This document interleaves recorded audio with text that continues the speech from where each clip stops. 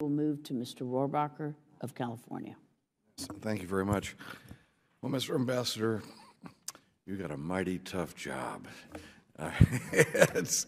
And we have to respect you for that, and thank you for trying to do your best. Unfortunately, what I'm about to say does not reflect on your commitment, but on the feasibility of you succeeding in what you're trying to do. The fact is that Pakistan has, from its very beginning, been plagued with corruption and oppression by its own government. The brutality and corruption in Pakistan was so bad that early on in 1971, the people of Bangladesh couldn't take it anymore.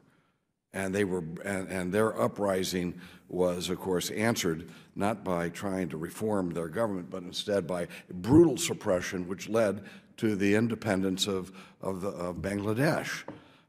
We see similar, Mr. Ambassador, feel free to correct me if I'm wrong, but I see similar type of sentiments and a situation arising with the people of Balochistan. There is now these F-16s that the judge was talking about. Those F-16s and the military equipment that we are providing Pakistan are being used against their own people, just like they did against the people of over there in Bangladesh.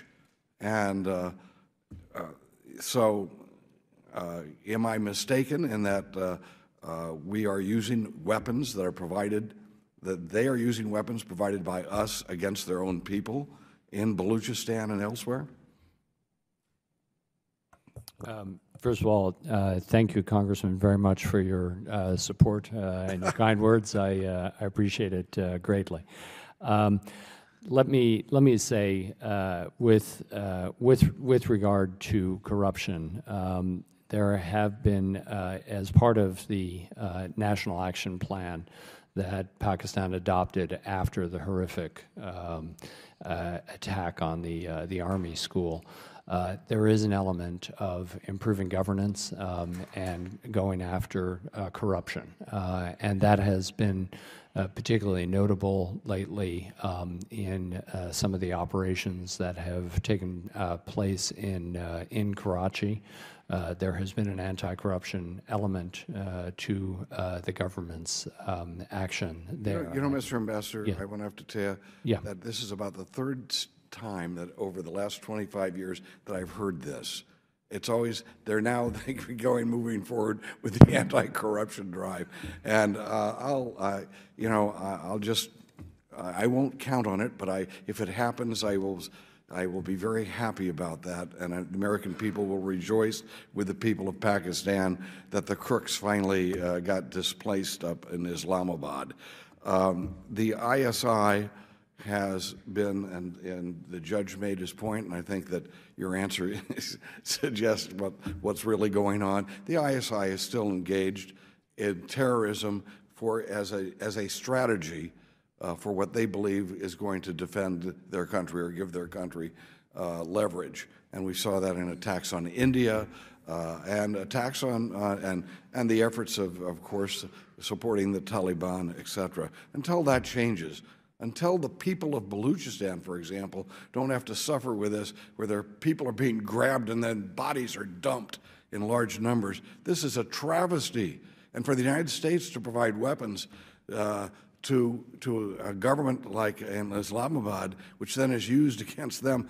But even worse, Pakistan and these people who run that country, their approach to the United States, the judge was right. If we were thwarted in trying to bring to justice Osama bin Laden, it would have been because the Pakistanis were using American jets to shoot our people down. We calculated on that. That was not out of the realm of possibility. And the fact that that is the reality of it, and we end up giving them billions of dollars of military equipment, no wonder they don't respect us. And one last thing, Dr. Afridi, we know now Osama bin Laden was given safe haven in that country. The man who slaughtered 3,000 Americans were given safe haven.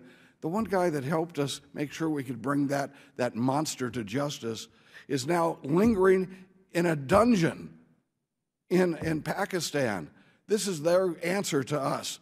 This is what that's a message to the people of the United States.